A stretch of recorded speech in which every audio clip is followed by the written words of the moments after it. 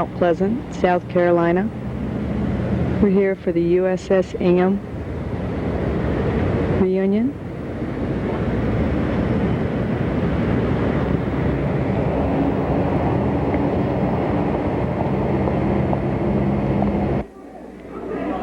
Hello, this is the 4th reunion of the U.S. Coast Guard cutter Ingham, and I want to welcome all of you to this 4th reunion here in Charleston, and hope you all have a great time.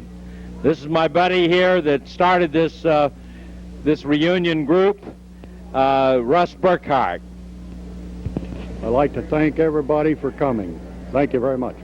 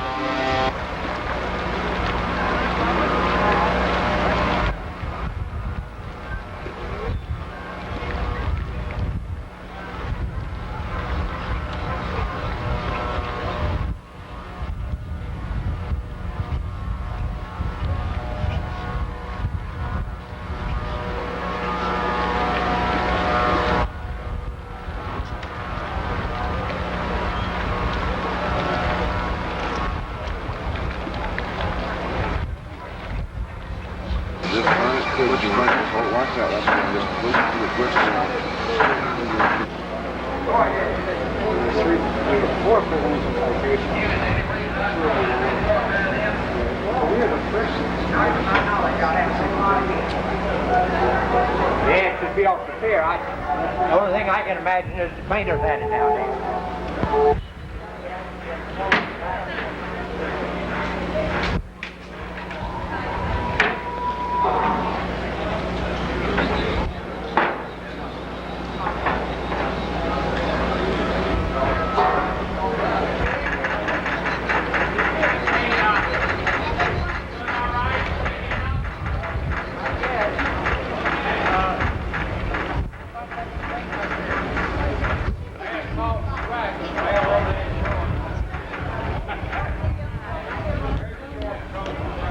Sign up. Right here. Sign up. Hello there.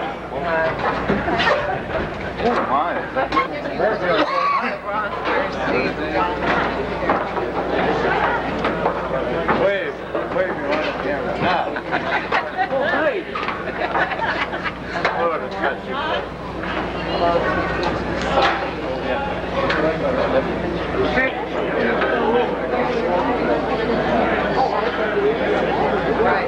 The right thing. Hey, Higgins. I guess everybody wanted to go for different things like that, kind of like the fireman did. Over there. Over there, Mary. Back here. Introduce yourselves. Okay, you're it then. Who is this? Anthony? Huh? I said, who are you? Mike Sasso. Mike Sasso and Anthony D. Necker. How's that? How you folks doing today? Fine. This is my wife, Mary Necker, over here. And I don't know who this lady is. This is my wife here. I I'm tried to showing pick her her up, you know. our wonderful ship. Hey, come here. Hurry up. Come here. Hurry up. Get over Come here. here, Kathy. Hey, come here. Hurry up. Phil, come here. And this Petrucci, this is Catley over here. Petrucci. Petrucci. Hurry up. And this is Petrucci. Phil And his Petrucci. daughter. This is Phil Petrucci and his daughter. And his daughter. Hi, how Chicago are you? gangster. Well, Chicago gangster. That's it. Chicago gangster. The poker players?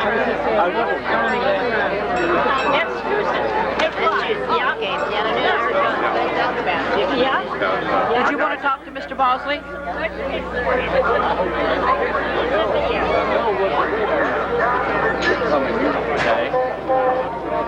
Say cheese. Oh, no. Yeah, why not? Yeah. And what television station are we going to be on? We get a contract? Oh, she wants all the looking men. That's one thing you should have stayed up in the front there. They put more chairs out there. Yeah, but that's for the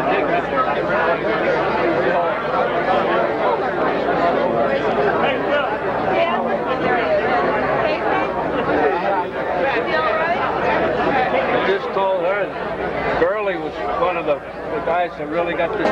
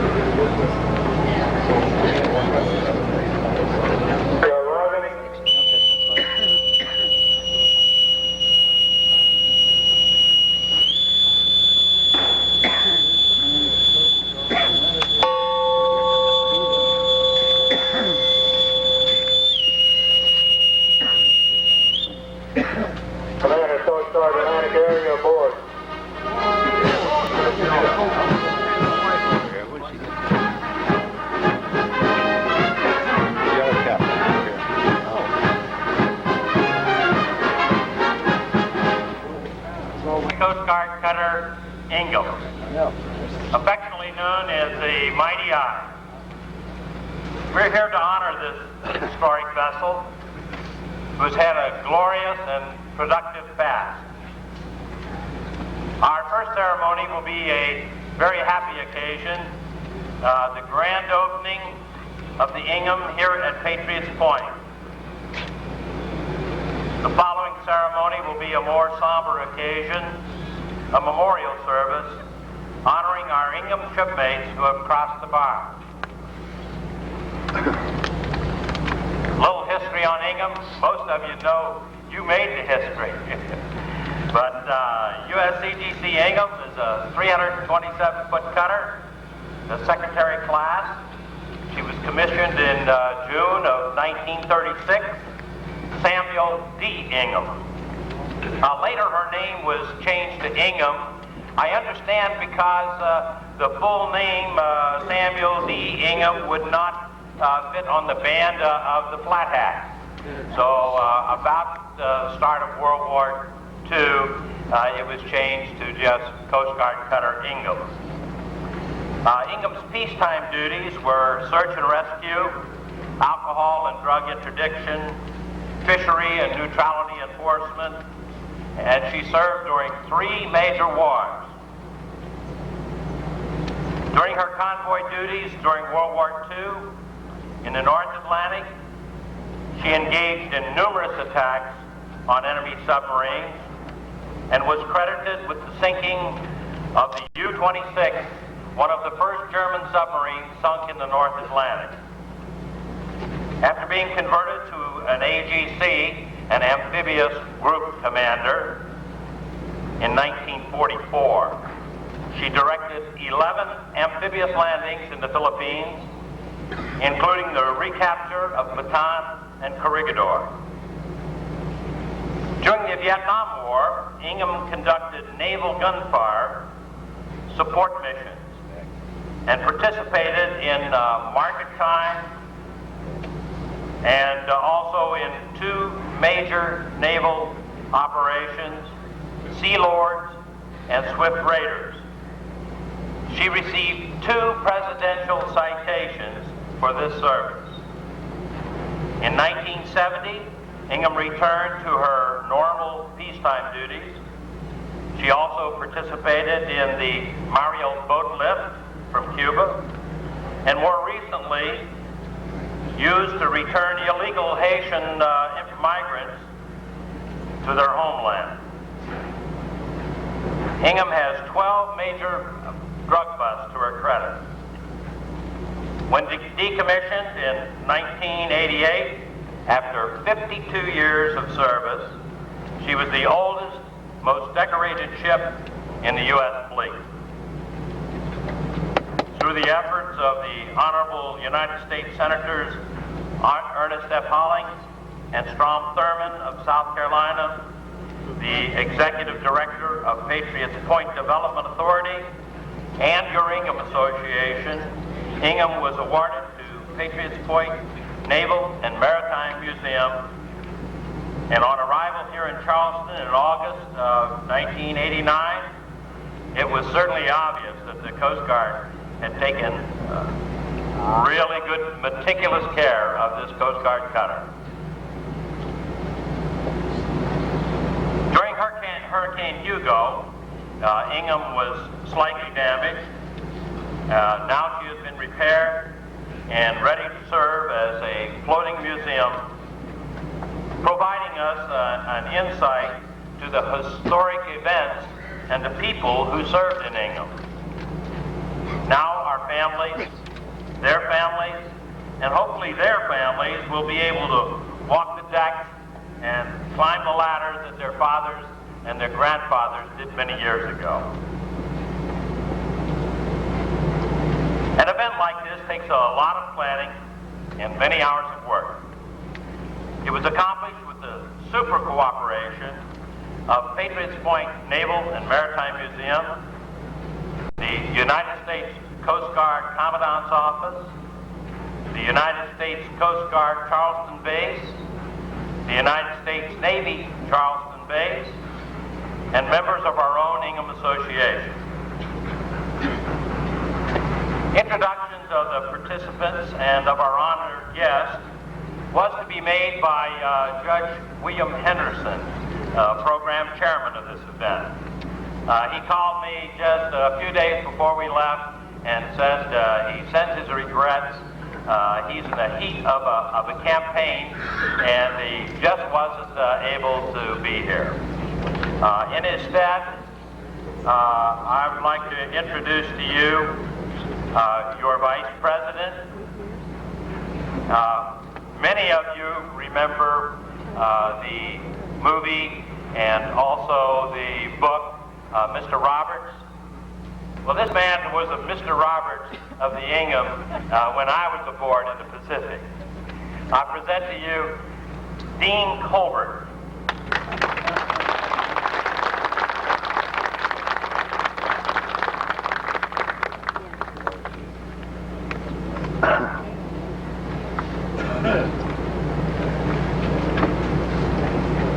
I've been called a lot of things, but I haven't been called Mr. Roberts yet. Honored guests, ladies and gentlemen, old shipmates, it is a great pleasure to be here today and be part of this ceremony and look at our beautiful ship and as it becomes part of this great naval museum.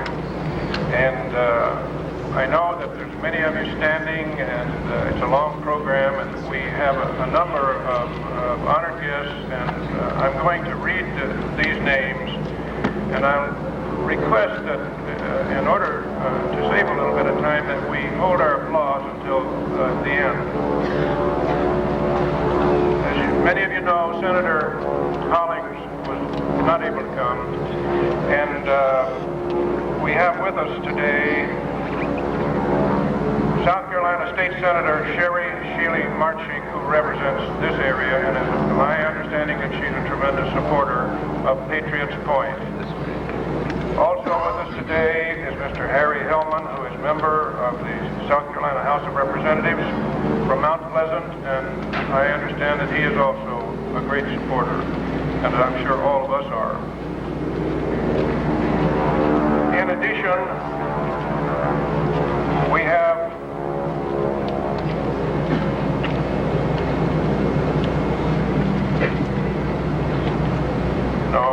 we had a few people who couldn't make it. And now it's my pleasure to introduce the senior military folks who are aboard. And we have with us the Commander of Coast Guard Atlantic Area and U.S. Maritime Defense Zone Atlantic, Vice Admiral Howard B. Thorson. We also have with us Rear Admiral Stanley Earl Bump, U.S. Navy, who is the commander of the Naval Base Charleston, and who has a number, I believe, is a senior naval officer in the Charleston area.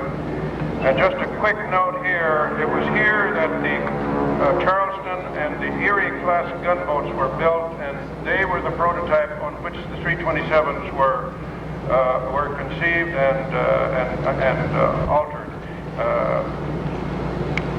The bib was built here in 1936. Ingham was converted here in 1944, and all the 327s were reconverted. So Charleston is well known to the 327s, and we welcome Admiral Bump. We have also with us today the captain of the Fort Charleston, Captain Robert L. Storch, U.S. Coast Guard. We have with us Commander Alvin A. Sarah, who is the group commander, our Coast Guard group, Charleston. We have Commander Bill Horan, who is representing the U.S. Coast Guard, representing Admiral Daniels, who is the commander of the 7th Coast Guard District. I believe Lieutenant Quayne Kaler, who is the Deputy Director of Group Charleston, is here, and all these folks have been of tremendous help to our liaison people here on this project. We also have with us today members of the board of the Patriots Point Board of Directors. And among the folks who are here, we have Dr. Jesse Coles, who is the chairman. We have Mr. Charles Oakley. We have Mr. E.B. Purcell. We have Mrs. Myrtle Riggs. And we have Mr. Elliot Williams. And if I may, I would like to add a couple of things to the introduction to Mr. Williams. He is on the board of directors, Patriots Point. Elliot is the most decorated U.S. Navy veteran, and he has a good many, I guess almost all the medals. He is the president of the National Society of Medal of Honor veterans, and he, of course, holds the Congressional Medal of Honor. We're very pleased to have these folks with us.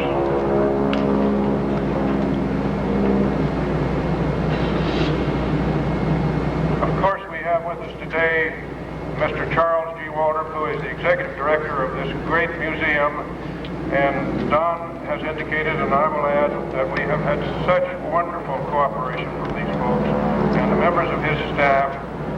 Dr. Ewing is their curator, and the other people, including Judy Beam, who is here today. And thanks to these folks. We have with us today from the U.S. Coast Guard headquarters, Mr. James A. Ward, who is the Chief of Community Relations Branch at headquarters. And Jim has been a great help to us, and we're awfully glad to have Jim with us today. I believe we have, I have with us today Mr. J. Douglas Donahue, who is a director, and he's the corporate public relations director of the News and Courier in Charleston. We're pleased to have him. They've been very helpful to us and with us. And of course, he is a member.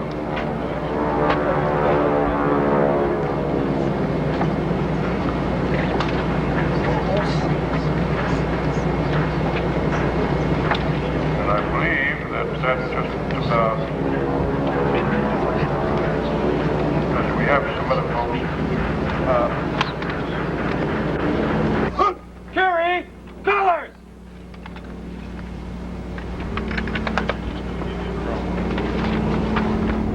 Right face! Forward march! One, retake, move!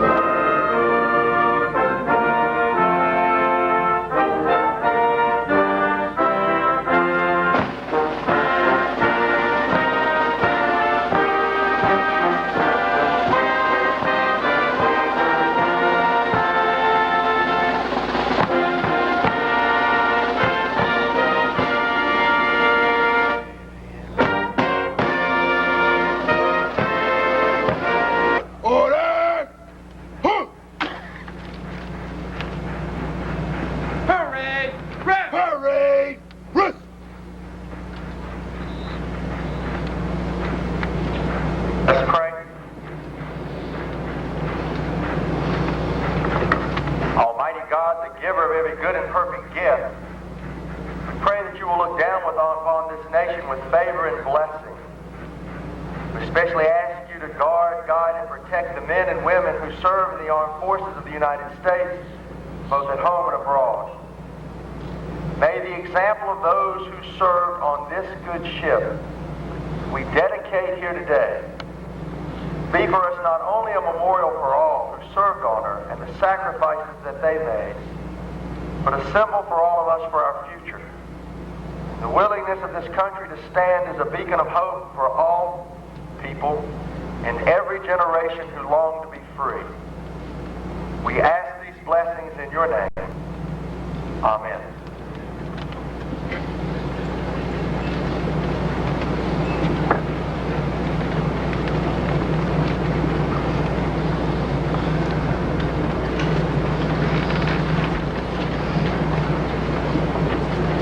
At this time, we will hear from Admiral Thorson, but before I ask him to come to the podium, I would like to say that we met Admiral Thorson 4 years ago. He is a member of our association, having served on board Ingham as a junior officer. Admiral Thorson has had a long service with the Coast Guard, and he has served in many capacities. 4 years ago as commander of the 7th Coast Guard District, and at the present time he is the commander of the Atlantic area U.S. Coast Guard, and under his supervision are many and varied duties, and we are most pleased and we're honored to have Admiral Thorson with us today.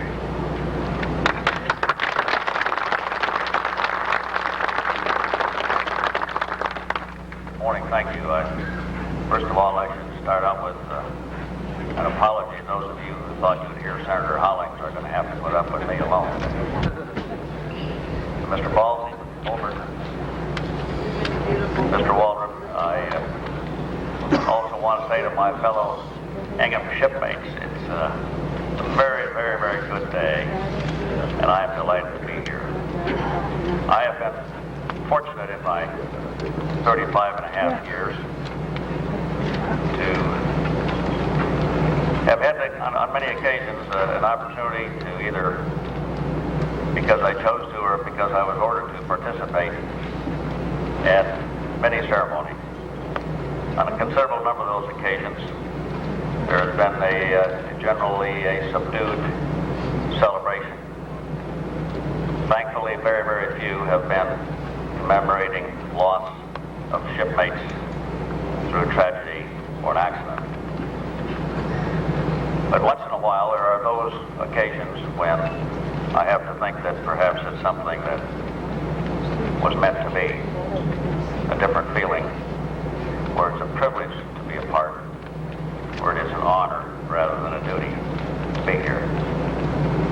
And today, for me to speak at this wonderful day, grand opening of Ingham, it's merely an overwhelming feeling that I have. Many of you joined Ingham long before I did, but I think I can claim some longevity over you. I first stood on this deck on the 28th of June, 1955, as a fresh-caught ensign, beginning my career in the United States Coast Guard. And for the next 21 months, served in what I would describe only as rather arduous duty. We made 6 weather patrols in the North Atlantic, 2 refresher trainings, one in Norfolk and one in Guantanamo Bay, Cuba. A search and rescue standby in and out of Bermuda, and a Coast Guard yard availability of 5 or 6 weeks, during which time we conducted the 20-year border survey on the mighty eye. And I think I can swap sea stories with almost any of you as to the weather in the North Atlantic. I told someone earlier this morning that I recall standing a watch when our anemometer read 115 knots before the balls were carried away, the cups were carried away from the foremast. And if I recall, the height of eye on the wing of the bridge is 36 or 38 feet, one of the two, depending upon how tall you are, I guess. And looking up at the top of the seas, that we estimated perhaps 50 to 55 feet. But I do not remember one time where I was concerned for my safety because of the faith and the confidence we had in Ingham. On the 27th and the 28th of May of 1981, I was a Commodore of the last cadet practice squadron to sail to Europe. And on those dates, the evening of the 27th to the 28th of May, I transferred from Coast Guard Cutter Chase to Coast Guard Cutter Ingham and spent the night aboard. They were the 26th anniversary of my graduation and my marriage, both of which have stood me in good stead ever since. 1983 and 84, I was chief of staff in the Coast Guard District. Nina was, of course, stationed there. And she underwent a major renovation so far as the plant is concerned. Those of you who were snipers aboard during her tour will never have seen what I saw, which was her fire room with no boilers. They were completely removed. Of course, all the tubes, etc., replaced. And then finally, of course, on the 27th of May, 1988, again, it just happened to be an anniversary of my graduation from the Academy some 33 years before, when I walked these decks, the bridge, the engine room, had coffee in the CO's cabin on that day when she was decommissioned. And while awaiting disposition, she was sailed to Governor's Island, New York. And I joined her there when I was promoted and transferred to Governor's Island in March of 1989. And in August of 89, just before she was towed back down here, I went aboard for a final look at Ingham. She was deserted. She was empty. But I went aboard and I looked from stem to stern and from the bridge to the bilges. And it was a very, very unique, to say the least, feeling, because she had been left almost as if she was awaiting the next crew to come aboard, fully outfitted, only needing to take on stores and fuel, and she would have reported ready for sea. A few months later, I visited her here to see what damage Hugo had done, and I was told that Comanche came in second on that collision, and not much superficially had occurred. And now today, we gather here to honor Ingham as she begins her ultimate final tour of duty. Her classic profile has not been altered by the years. Her lines, if anything, are more beautiful than ever. She was, as has been mentioned, eagerly sought by two suitors. And today the winner is rejoicing, for today she's on display. But one must ask, what does this ship represent? It represents something, of course, to you and I, those of us who sailed aboard Ingham, because that was certainly a special time in our lives, no matter what the years. I remember warm, moonlit nights of striking beauty. I remember dawn breaking in an overcast and seeing finally the foam on the mountainous seas and being able to see those little seagulls out there in the middle of the Atlantic Ocean, just floating up and down with effortless ease and no apparent discomfort while we were getting battered, twisted, and smashed around. How we prayed for moderating seas so that we could sit down, perhaps not have to balance a tray, or to have that almost unheard of luxury, having both soup and a glass of water at the same time. drink so much coffee, smoke so many cigarettes, get so little sleep, and still be around today. Because I doubt that there's anyone here who didn't choose to see the movie, the rotten movie, for about the 4th time rather than get a couple of hours sleep before the midwatch. And we all, I'm sure, shared that indescribable feeling of putting a brow over onto the pier, our home port, and see our loved one standing there, looking even more beautiful than we remembered. But what does Ingham represent to those who will see her here for the first time? I think they will see that there's a ship that was built in a time of peace, but soon engaged in a great war, and as has been recounted here this morning, served in times of conflict, both Atlantic and Pacific, has carried out humanitarian work, has helped to stop some of the flow of drugs to our country, conducted monotonous, dangerous weather patrols, and certainly has served admirably in whatever capacity she was asked to serve, and protected those of us who were fortunate enough to be along, and she kept us safe as she sailed in harm's way. So to the mariner, I think to all those who come here and learn of her 52 years of service, she represents the best service to our nation and to our fellow man. She epitomized and epitomizes the Coast Guard motto, Semper Paratus, always ready. Today we share this glorious moment, and I would just say to the state of South Carolina, Patriots Point Naval and Maritime Museum, to all who sought this prize, we who cared for her while she cared for us and took care of us very, very well, we entrust Ingham to your care and ask that you treat her with the respect she has earned and so richly deserves. Thank you. Semper Paratus.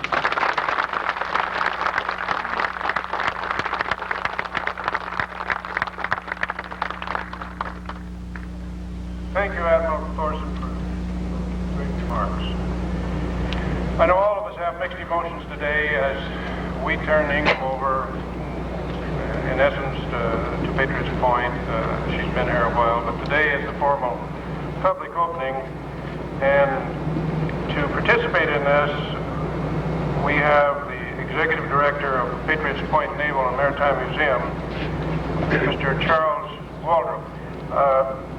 Chuck Waldrop and his staff have been tremendous to work with these past with me, but particularly with our liaison officer Abner Dare and our historian John Waters, and all of us who participated with President Don and Bob Carter.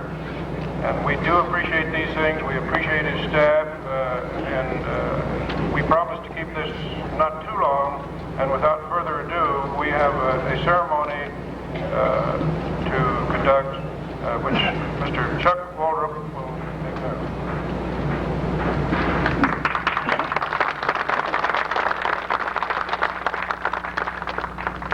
It's starting to get warm, so I'll keep this as short as possible.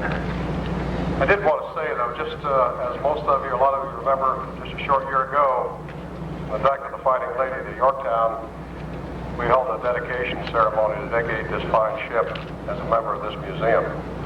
We've had a lot of water on the bridge and a lot of rain and water in the sky since then.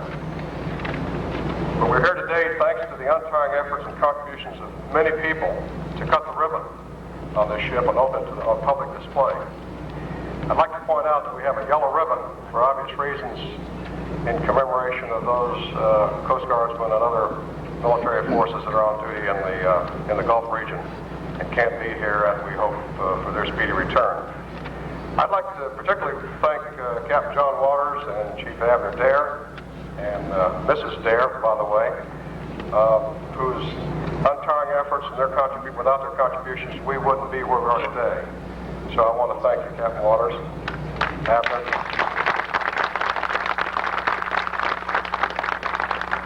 I'd also be remiss if I didn't take a minute to thank the Patriots Point team, because it really is a team effort that makes this sort of thing happen. But again, I'd like to especially single out Buddy Sturgis and Judy Bean on the curatorial staff, who again, without their help and perseverance, we wouldn't be here today.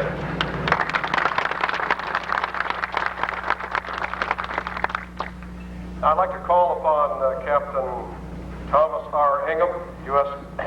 Navy retired, who is the cousin to the Ingham's namesake, Samuel D. Ingham, who was Secretary of the Treasury, former Secretary of the Treasury, who will be cutting the yellow ribbon out of my for the steps.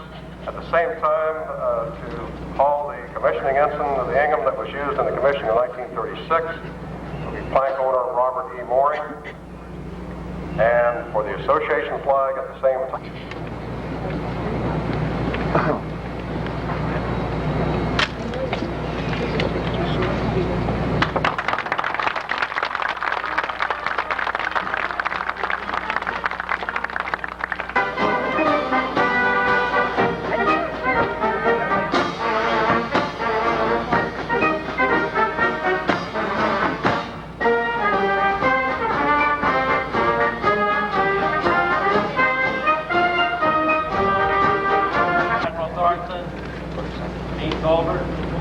and everyone for this fantastic grand opening ceremony.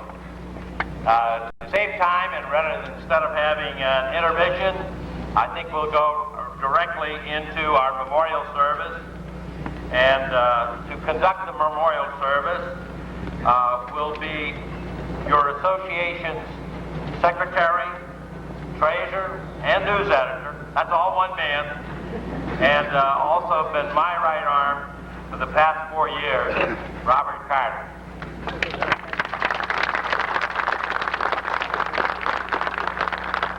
Thank you, Donald, for those kind remarks.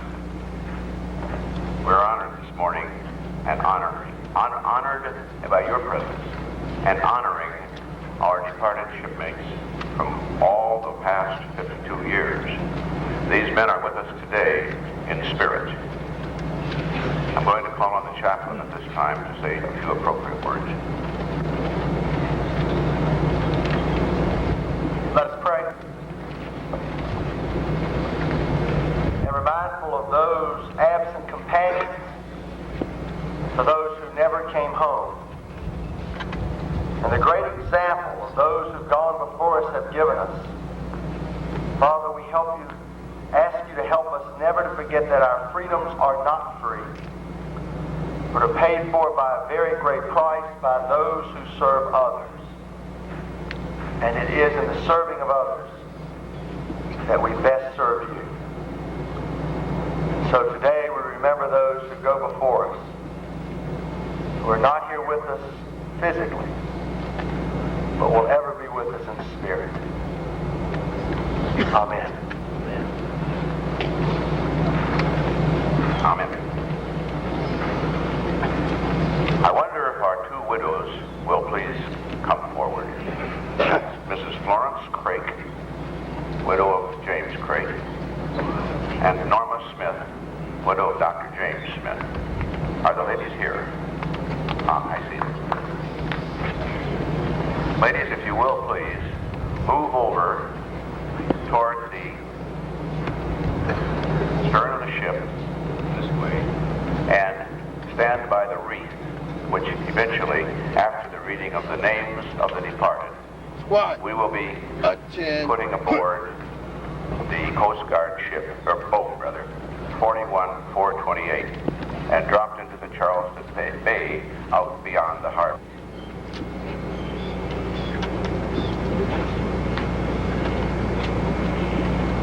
We're not ready yet.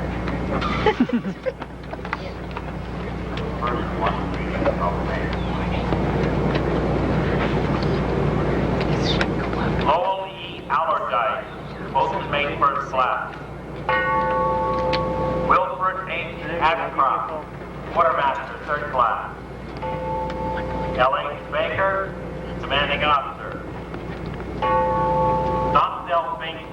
Radarman, 3rd class. William S., 1st class. David Bowman, Seaman, 1st class. Cyril F. Briggs, Seaman, 1st class. Robert J. Carson, Lieutenant J.G. Rembert Carter, Chief Water Tender. Filippo Castana, Seaman, 1st class. Philip A. Chase, Lieutenant. Dominic Giliberto, Machinist Mate, 3rd class. F. Collins, Fire Patrolman, 1st class. James D. Gray, Commanding Officer. Clarence W. Deerdorf, Lieutenant. Leroy J. Delage.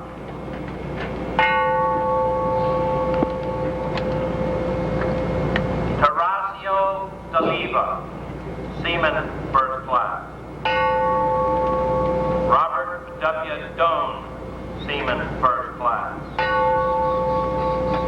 John E. Dooley. James P. Doolin, Seaman, 1st class. Robert H. Doyle, Fireman, 1st class. D. J. Edward, Yeoman, 2nd class. D. David Elling, Chief Warrant Officer. Stanley Herrick. Frank Gatto, Radarman, 2nd class. Philip P. Gautier, Ship's Cook, 2nd class. George L. Graff, Quartermaster, 1st class. A. E. Green. And Joseph Greenspun, Commanding Officer. Andrew J. Lugard, Lieutenant. A.S. Grove, Lieutenant. F.G. Hall. John J. Hand, Chief Radioman. Ben N. Henson, Warrant Officer. James B. Harris, Lieutenant J.G. Gordon L. Hayes, Seaman, 1st class. Lawrence W. Heffron, Seaman, 1st class. Spencer F. Hewins, Commanding Officer. J. R. Hennett, Lieutenant. William F. Pullman, Photographer's Mate, 1st class. Glenn Horn. Richard M. Hoyle, Commanding Officer. Bernard F. Hughes, Seaman, 1st class. Thomas J. Hines, Commander. Mario Infante, Quartermaster, 3rd class. Wilford U. Heath Johnson, Lieutenant J.G. Charles D. Niffen, Fireman, 1st class. Water Tender, 2nd class. William Lawyer, Chief Machinist Mate. James L. Lee, Seaman, 1st class. Alfred C. Lindsay, Machinist Mate, 1st class. Louis Livingstone, Radioman, 3rd class. Joseph D. Lighton, Seaman, 1st class. H. Macrick. N. Mann, Quartermaster. 8. A. Martin, Lieutenant. Albert M. Martinson, Commanding Officer. Leon Major, Coxswain. George E. McCabe, Commanding Officer. Edward P. McCarrick, Lieutenant Junior Grade. R. Louis McIntyre, Fireman, 1st class. Lloyd McLaughlin, Bosun's Mate, 1st class. Charles B. Med, Lieutenant Commander. H.C. Moore, Commanding Officer. Leland V. Moran, Machinist Mate, 1st class. Raymond T. Olmer, Signalman, 1st class.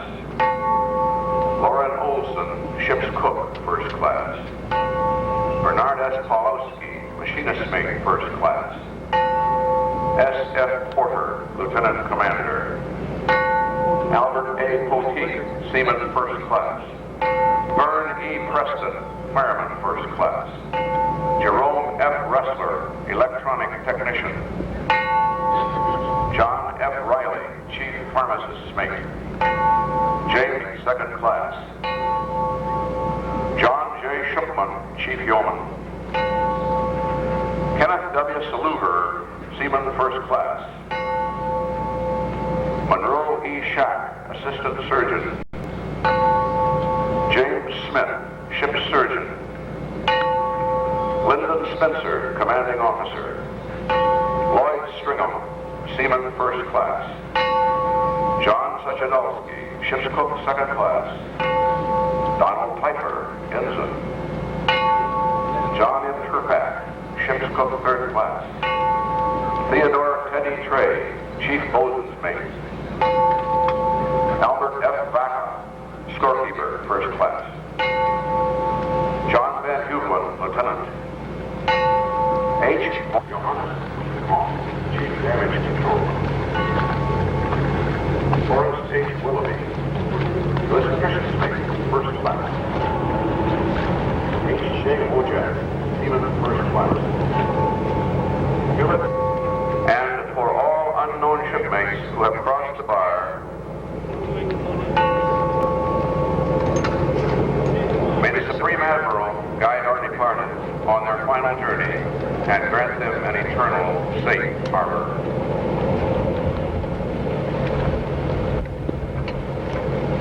Boat is coming alongside now and will receive the ring.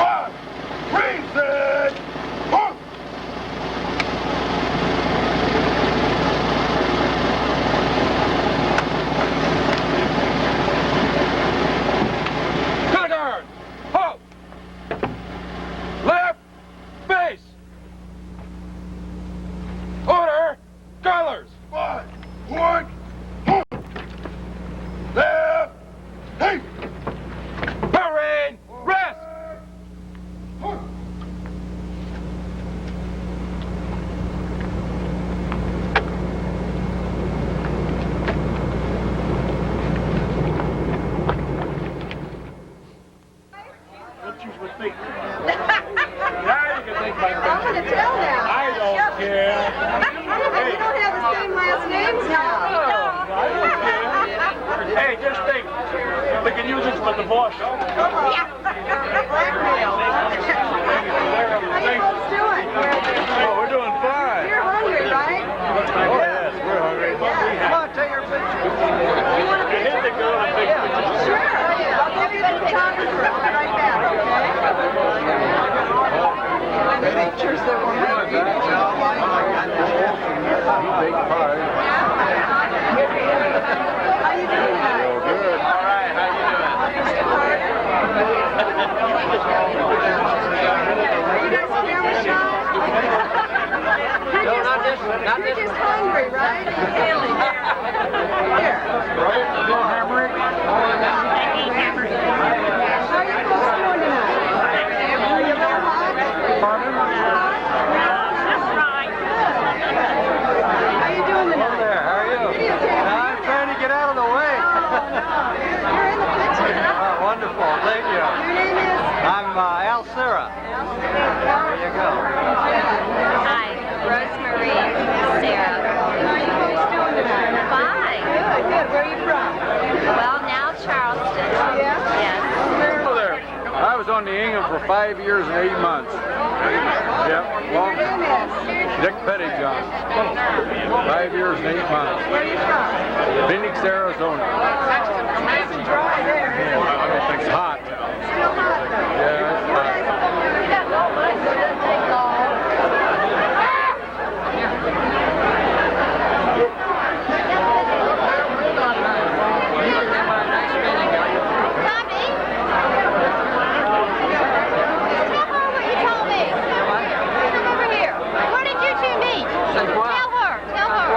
We met in 1945 on Guam. This fellow remembers him from 1944. See him in 1944. Yes, she knows him. Sure, he helped me out today. Oh. No, I don't know him from Guam. No. How you doing tonight? Fine, and you? And your name is? Tony Kloska. And where are you from, Tony? Chicago. Tell me you're doing tonight. Doing fine. Doing super. And you are? Super. Cleve Thornberry. Where are you from? Atlanta, Georgia. Atlanta, Georgia. You didn't have to come too far. No, not too far. Just up the road a piece. 5 hours? 5.5 hours. I drive slow. Yeah. How you doing? All right, fine. Your name is? Lester Deming, D-E-M-I-N. Baton Rouge, Louisiana. Yeah, no, I'm Howard Thorson. I'm from Governor's Island, New York.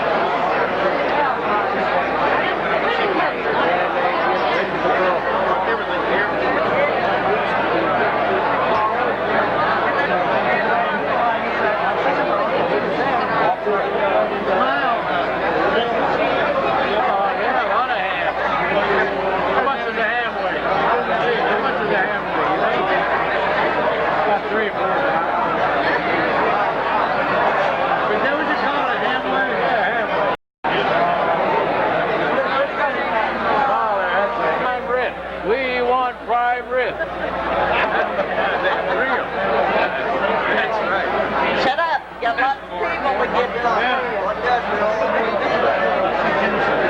Can't feed everybody at once, can you? John, look around the video. Look pretty now.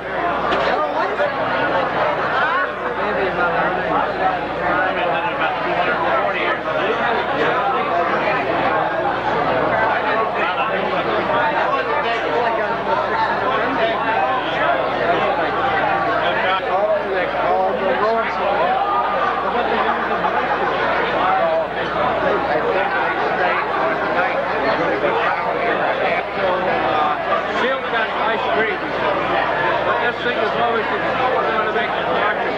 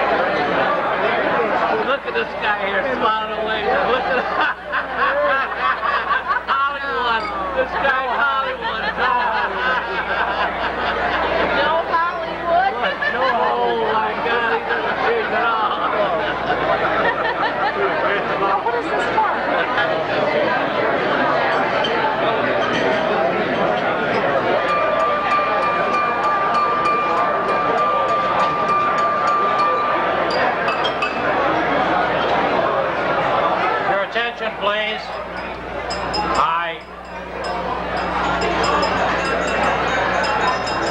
realize that you haven't all finished yet, but to keep from prolonging this evening too long, I thought we had better go ahead and start now.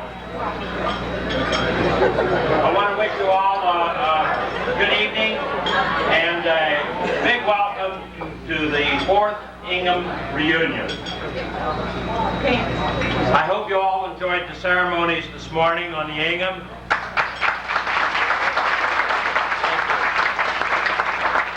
Doesn't she look beautiful? She looks like she's ready to head off for the Persian Gulf.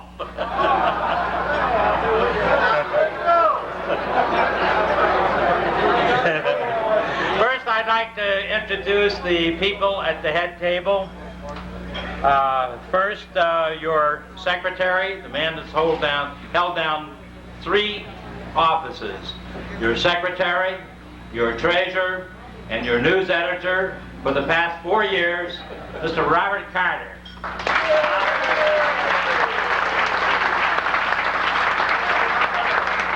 And next to him, his lovely wife, Phyllis.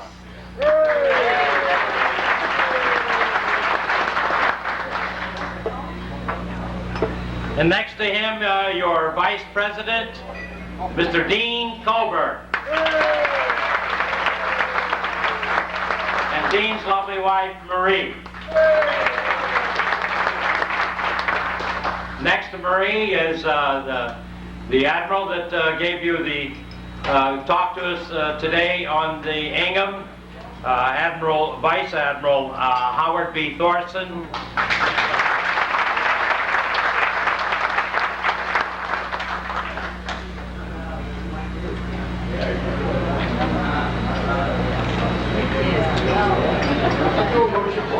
Yeah, I don't remember who that next person is sitting down there.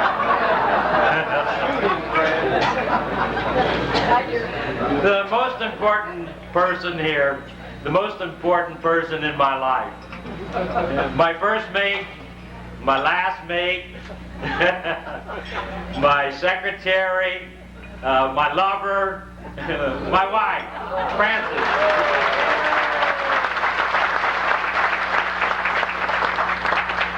And next to her is another one that's very important in my life. He and I have known each other all of his life. And we've been through a lot of things, and some of them good. And a man that I'm very proud of, my youngest son, Roger.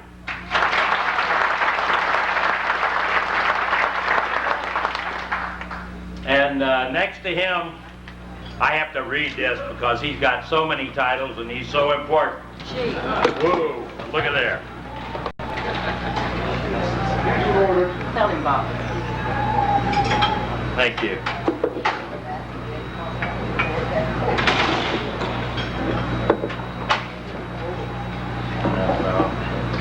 Like this. Am I still on the air? Yeah. Good.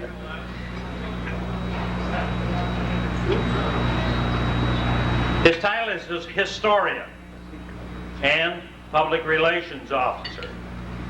Actually, in addition to those duties, he's taken on single-handedly the conversion of Ingham to a museum.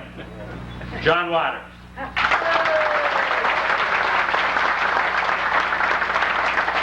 And John's lovely wife, Jean.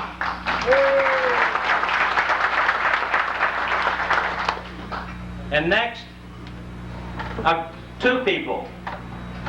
Both Abner and Roberta have been truly our liaison officers. They have both worked many, many hours on the Ingham in the last year, getting her ready for you today. Abner Dare and his wife, Roberta.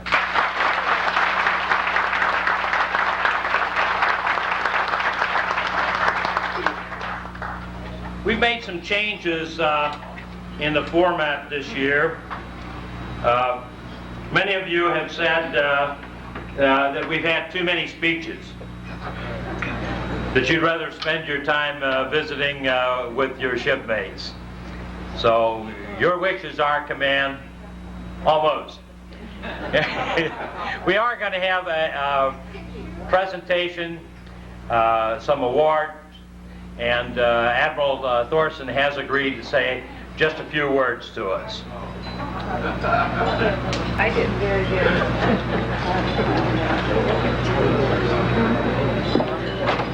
Today at the grand opening, when I introduced your Vice President, Dean Colbert, I told you he was the Mr. Roberts of Ingham when I was aboard in the Pacific. To illustrate that, I'd like to tell you a little story about your Vice President. We had just entered Shanghai. We had, this was after the war, we had entered Shanghai. We had anchored in the Huangpu River. The skipper had said that we were to have port and starboard liberty.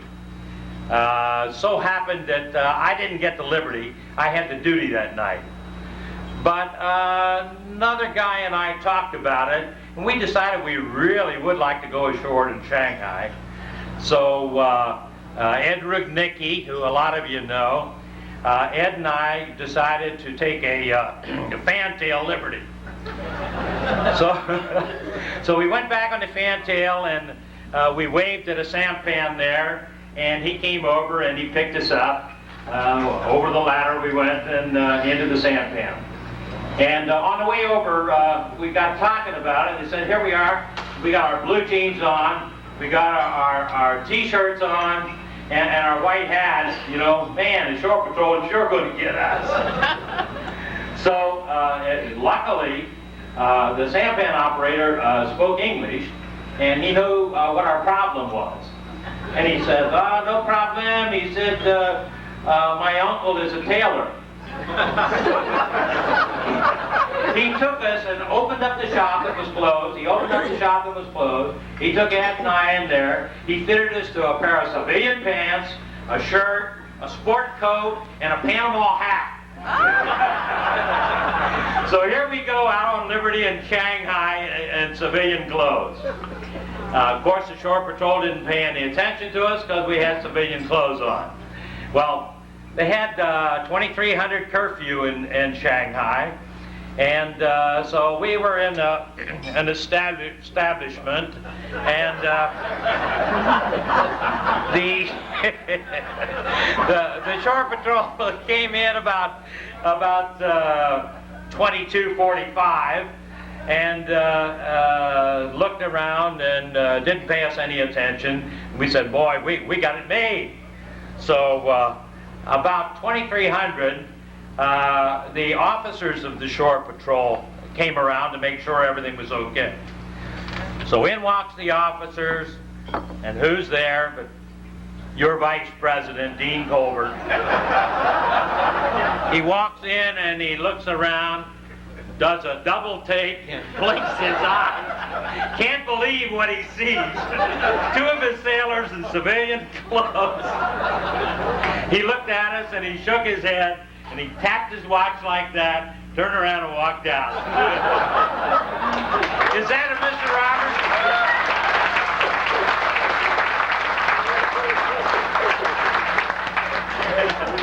Dean, come up here and introduce our guest.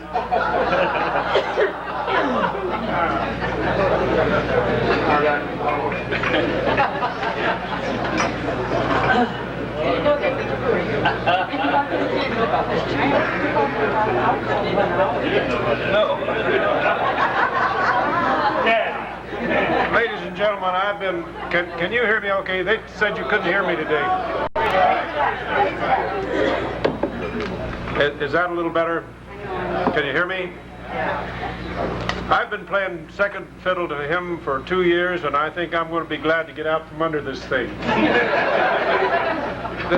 The one answer I would say to this is that these stories get bigger and bigger and bigger.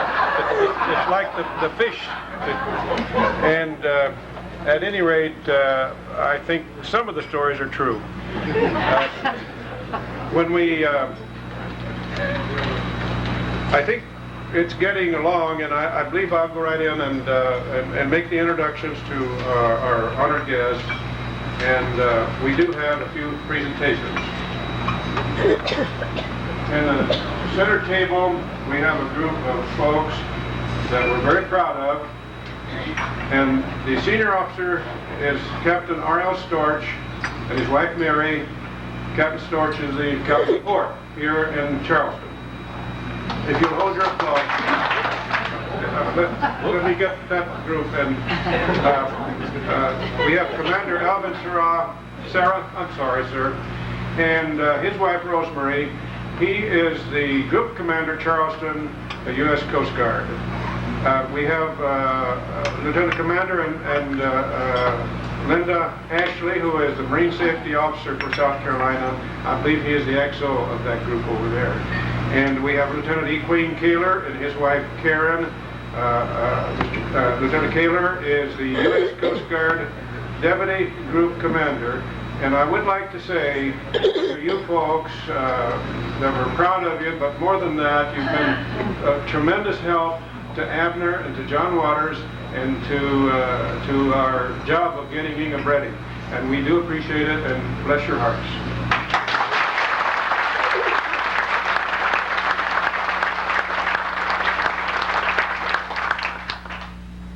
Somewhere in the crowd, and I haven't seen him this evening, I believe we have from U.S. Coast Guard Headquarters, we have Mr. James A. Ward, who is Chief of Community Relations. Jim, are you there? Yes, good to see you.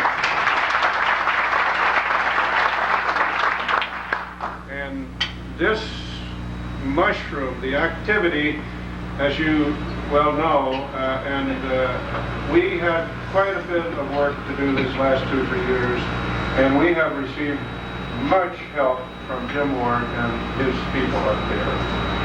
And I don't want to leave somebody out. We had invited the Senior Chief Petty Officer, Lloyd. Was he able to make it, Jim? No, sir, not to my knowledge. Well, give him our regards, if you will. Sir. Seated in the audience is a gentleman that when you go aboard, those of you that, and we recommend that in the museum area aboard Ingham, there are 3 beautiful models of Ingham. One is the pre-World War II, one is in the command ship configuration, and the other has converted back. And these were made up and at his own time, at his own expense, and we're very proud of it. And this gentleman's name is Mr. Anthony A. Kloska, and if you'll wait just a second, he is a master model builder, and he has some 20 or so models in the museum at the U.S. Coast Guard headquarters, and they are beautiful. One of the most beautiful is the one of Eagle. And he was a carpenter's mate first class, for lack of a better place to put him. During World War II, he served in Korea and Vietnam, and we appreciate, Tony Kloska, what you've done. Would you give him...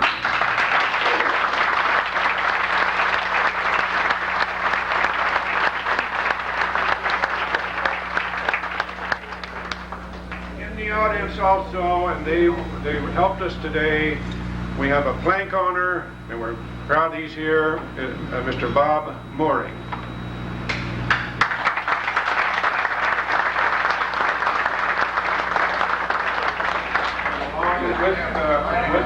With Bob Mooring, we have Claude Robinson, who came aboard in 1937, so he's a newcomer.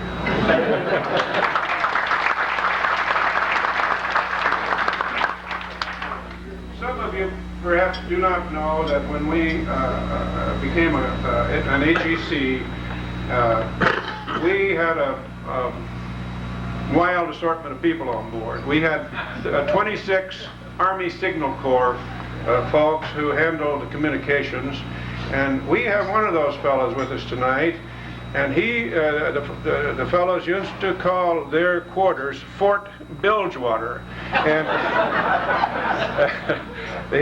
this gentleman was with the U.S. Army Signal Detachment aboard Ingham, and his name is Don Passage, and would you give him a hand?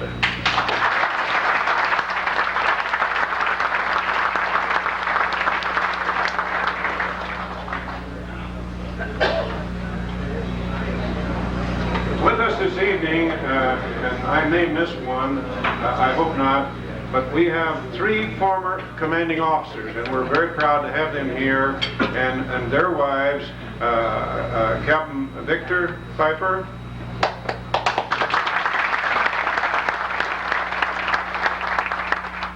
and Mrs. Neil Westfall, Captain Westfall,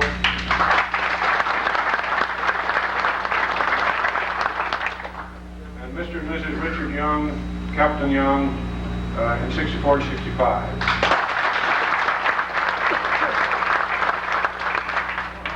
Do we have... Mr. Alston. Sir. I beg your pardon. Another Captain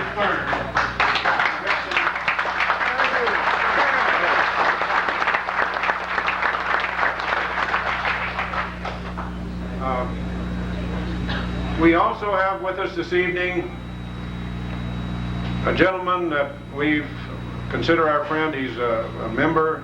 He is from the U.S. Coast Guard cutter Bibb, and his name is Jerry Happy. And we're very happy to have you, Jerry.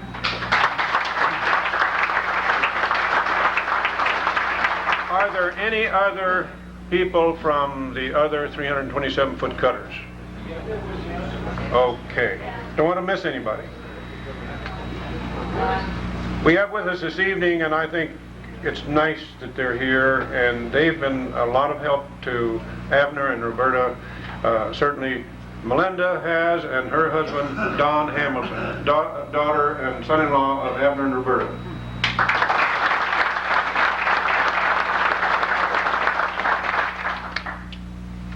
I have not left out, I'm coming to a gentleman that we have found to be a big help to us over these last 2 or 3 or 4 years, and we're proud to have him here and his wife, Mr. and Mrs. Charles G. Waldrop here.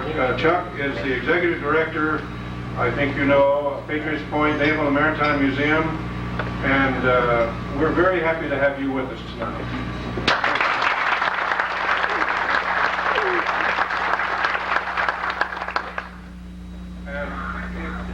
Will, sir, I think you have a small presentation. Maybe a large presentation.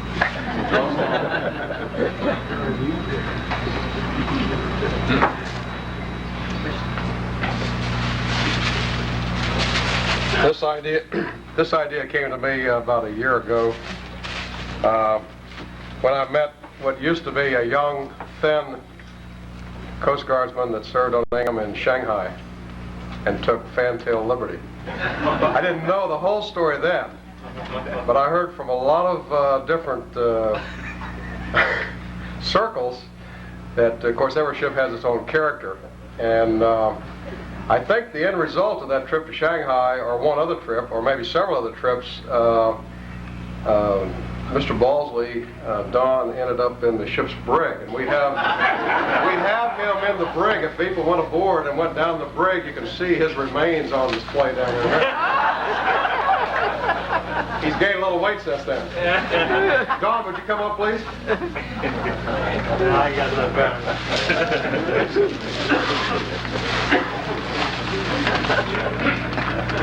We'll present Don with the key to the brig.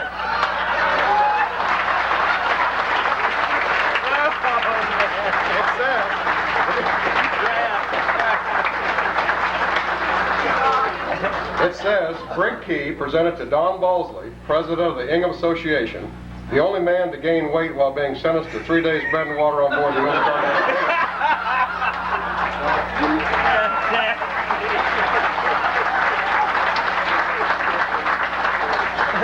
Thanks a lot, John.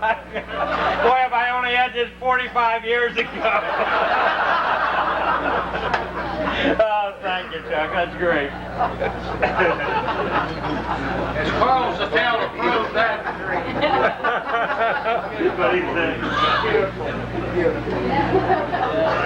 Thank you very much, Chuck. We have two or three short announcements. George Wagner has lost a camera, and if anyone has found it, would you please see George? And there will be a notice tomorrow morning posted in the lobby that will tell the tee times for the folks who are going to play golf on Thursday morning, and I think about 30, I believe. And if you'll check that, you will catch your tee times. If you plan to play and have not signed up, see Ben Scavini here. He's in the audience somewhere.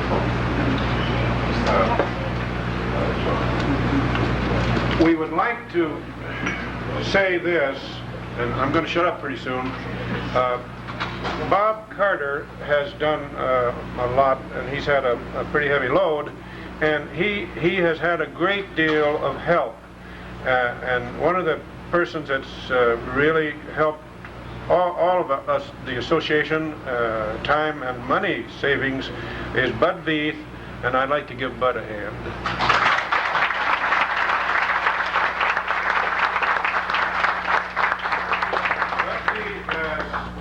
All of the mailing, he has some kind, I'm not sure just how he works it, but it saved us a lot of time, money, but he does it in a very professional manner, and we do appreciate it.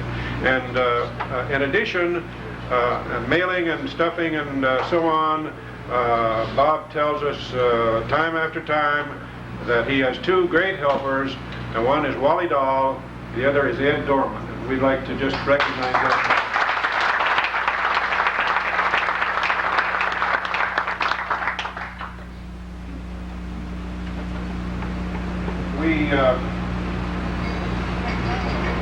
We mentioned that we have some presentations, and we'll get to those very shortly.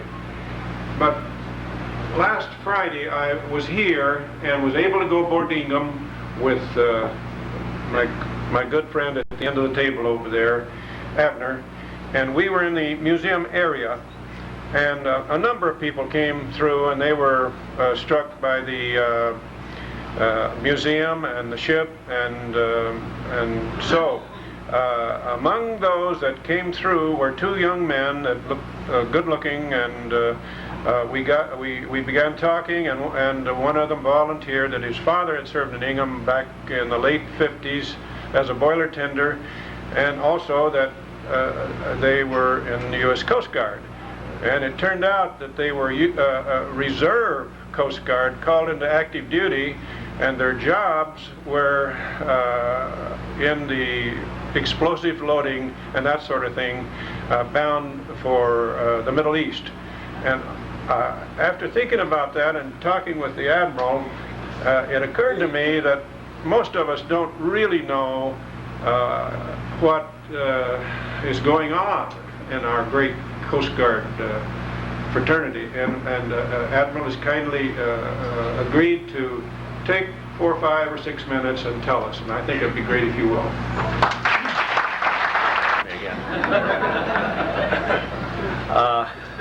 I'm sure I don't have to look out in this crowd and try to stir up your either patriotism or your good feelings about the Coast Guard, but as has always been the case with us, we don't get all the publicity that we have so earnestly deserved over the years, and nothing could be farther from the truth right now than that while we are still a very, very small portion of the armed forces of the United States, our response has never been greater. Tonight we have about 250 Coast Guard personnel in Saudi Arabia. We have 4-person detachments on 10 Navy ships. The purpose for their being there, at the request of the Central Command, is to provide the expertise in boarding, not for the law enforcement, because of course with the United Nations sanction, etc., any of the armed forces over there have the necessary legal authority to do so, but for the expertise in boarding examining ships' papers, manifests, and in fact cargo stowage, etc., to see whether or not they are violating the embargo or the blockade, which it actually is. And so we have 10 teams of 4 people each, 1 officer and 3 enlisted. They've come from both the West Coast and East Coast of the United States. They've been experienced in that because of the law enforcement boardings in the Caribbean primarily for the last many years. They have conducted about 80% of the boardings that the U.S. Navy vessels have conducted over there, and each one of those is under the direct control and authority of a Coast Guard, either ensign, JG, or on very, very infrequent cases, I think we have maybe 1 lieutenant over there. And they have performed absolutely magnificently.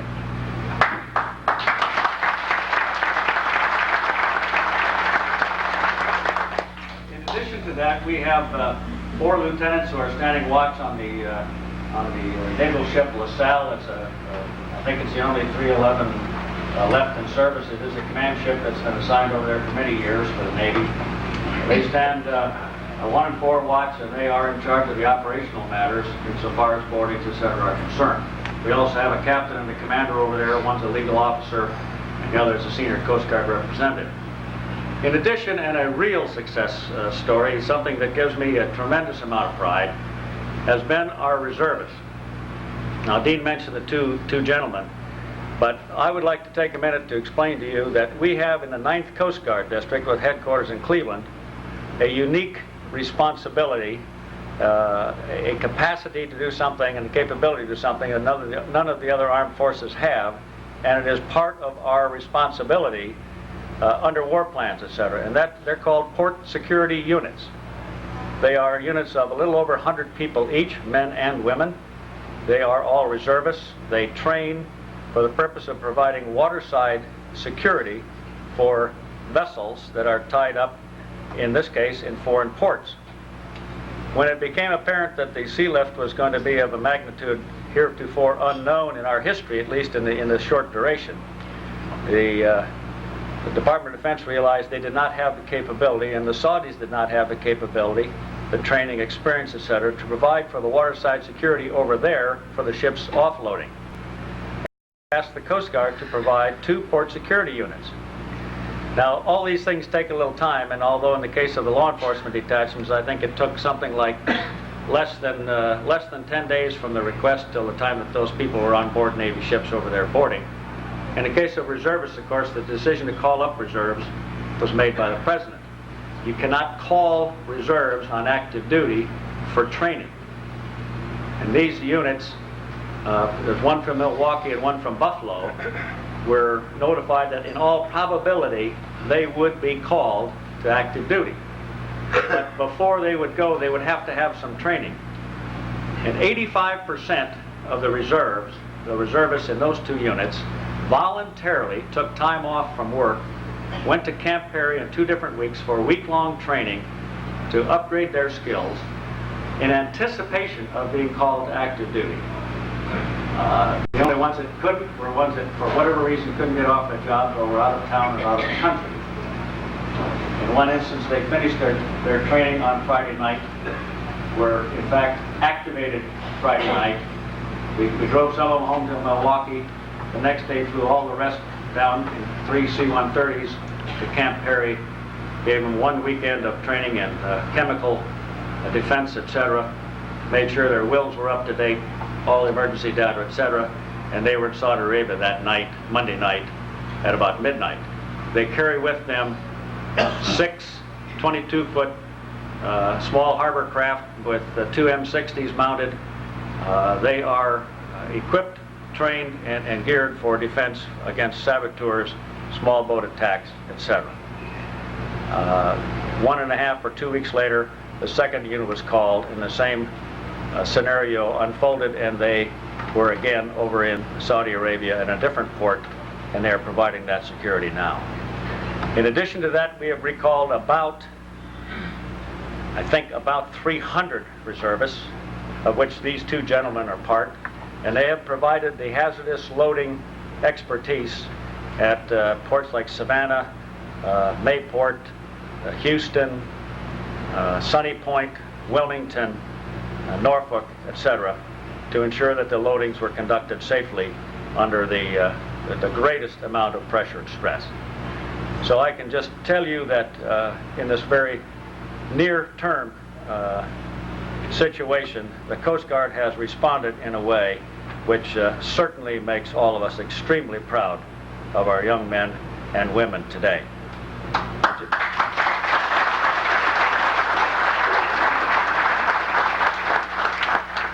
And I would just add one thing, because aside from the events over in the Far East now, in the past 12 months, we have had Coast Guard, of course we have Coast Guard ships and people in the Caribbean, etc., on anti-drug efforts, but probably most of you do not know that in the last 12 months we had a C-130 flying out of Lima, Peru for 60 days, flying supplies, ammunition, people, cement, foodstuffs up into the upper Huallaga Valley of Peru, where some 55 or 60% of the world's coca leaves are grown, because they were establishing a camp up there from which they could foray out and to try to destroy some of those crops. But the government couldn't drive up there with trucks because either the narcos or the Sendero Luminoso, a Maoist terrorist group, would kill the drivers.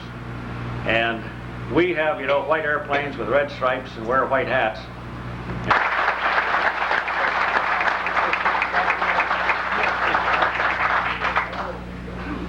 I'm going to preempt for a moment. Jack Elam is here. I'm trying to find him. Where's Jack? Jack, come up here for a second. I saw him earlier today. I mentioned during the ceremonies today that I had visited Ingham back in August up in Governor's Island before she sailed away. And I looked for some souvenirs to grab, because after all, she was still government property at that time.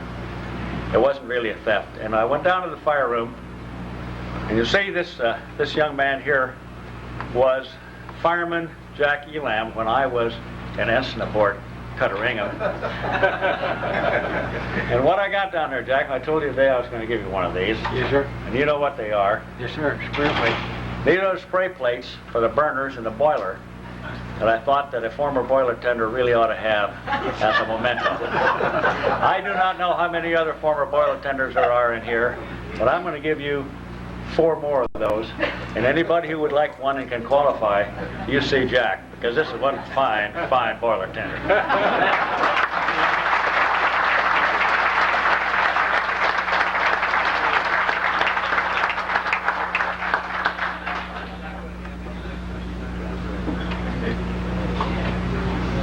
Thank you, Admiral Thorson. Mr. Richard Potter, would you report to the quarterdeck?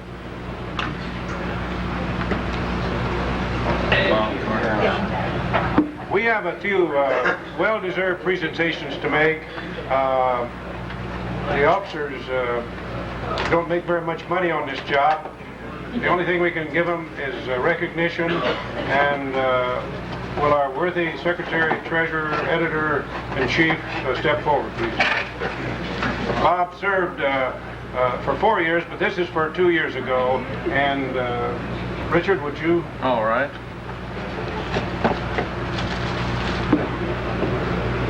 Bob, I saw this happen 2 years ago in New London. That was my first reunion. They presented the officers for their service plaques, and it reads, presented to Robert M. Carter from USCGC Ingham Association in recognition of service as Secretary Treasurer 1986 through 1988. Thank you, Richard.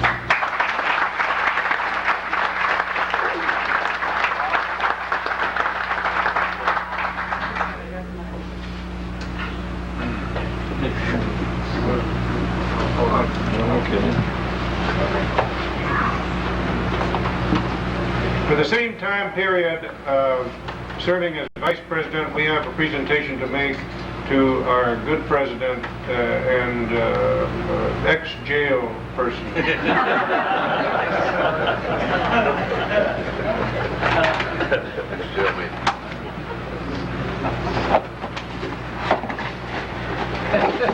Donald, it gives me pleasure on behalf of this association to present you this plaque.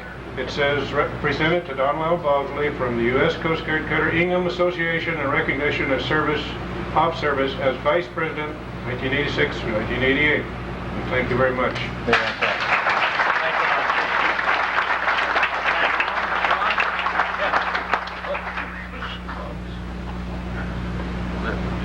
Okay, would you please? All right. This next, first of all, about 6 months ago, the dean called and asked, would I get together some awards for the founders? Do you realize tonight that out of the 52 or 5,300 that served aboard Ingham over its 52 years of service, there's one seaman in this room that got the idea to have the reunion that carried through. I think all of us would have liked to have that idea and probably did. But there's one seaman that started this whole thing. We decided that his two other parties would also receive Founders Award, but would you come forward, Seaman Russell H. Burkhardt?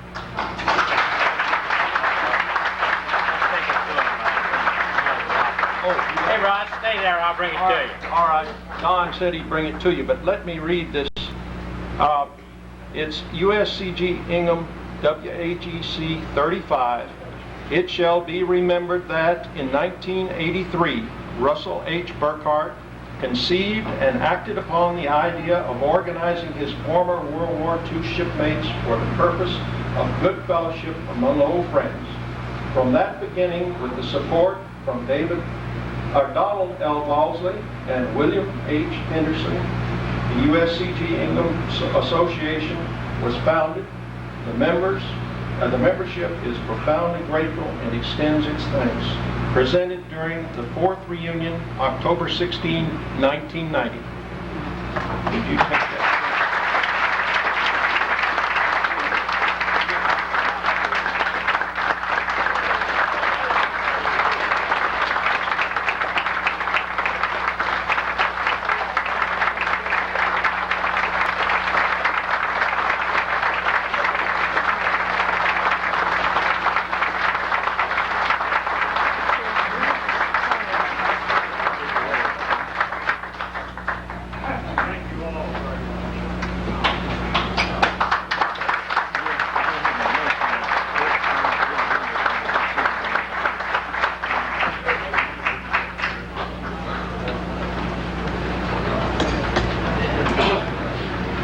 I know that Russ Burkhardt's two fine sons who are with him this evening are very proud of their father too.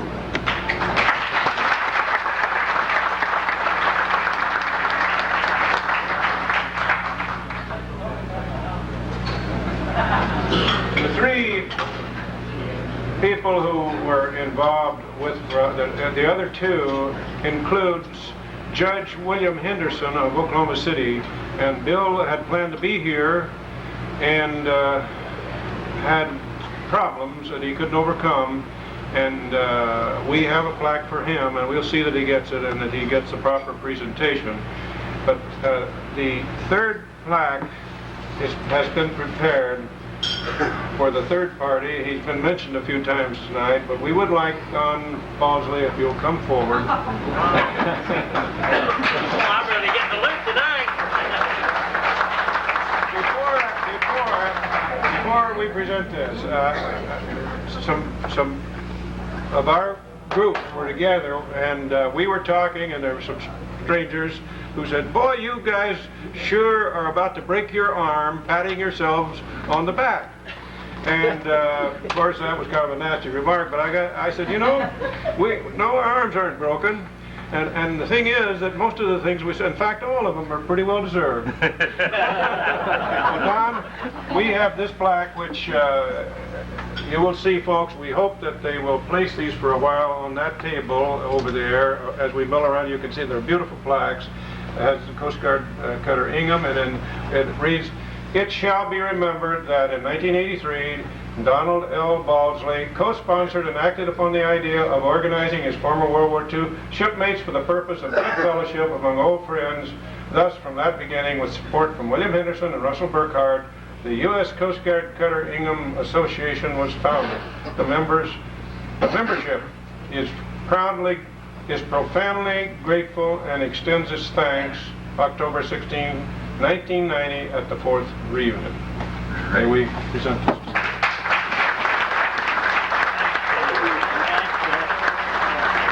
We hope that you'll get a chance to see these plaques, folks. Maybe I'll change my mind and run for president. Thank you. No way.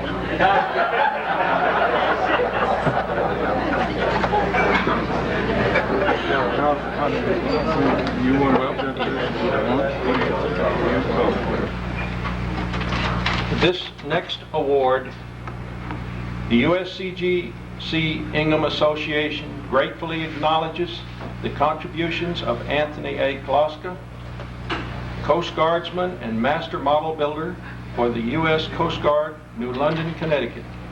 Anthony has donated his skill, time, energy in producing 3 fine models of the USCGC Ingham in memory of the 7 327-foot Secretary class cutters, Bibb, Duane, Campbell, Hamilton, Ingham, Spencer, and Taney. These 3 models, now in the Shipboard Museum aboard Ingham, are in the configuration of World War II Atlantic, World War II Pacific, and the Vietnam era. Presented the 16th day of October 1990, it's signed by President Don Balsley, and it's the U.S. Coast Guard Ingham Association.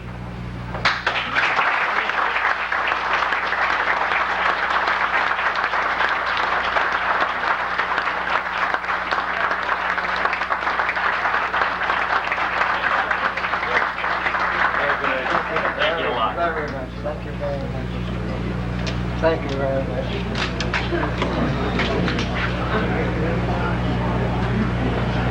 We hope that you'll put that on the table too, and with the rest of them, Oh, sure. show them Where, at this table? over here in the corner.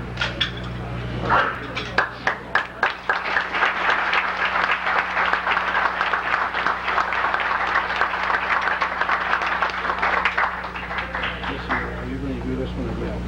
You do this. You do the last one.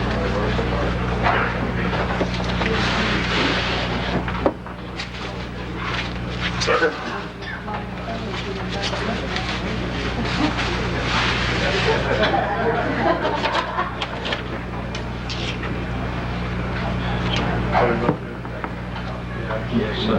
Go ahead. Abner. Would you come forward, please?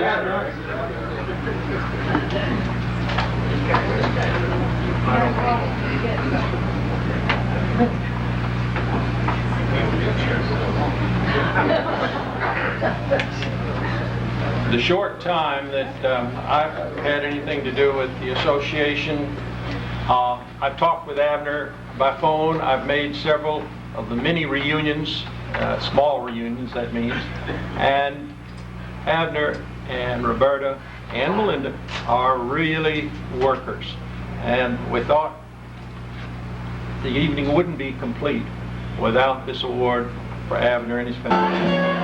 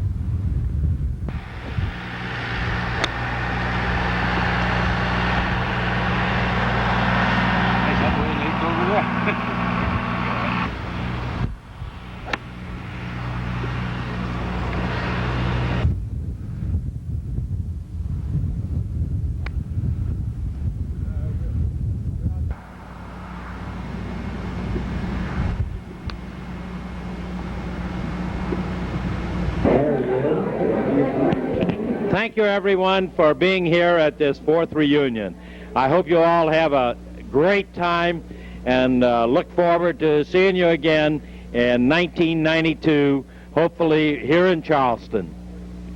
And you all have a safe and happy return home and bon voyage.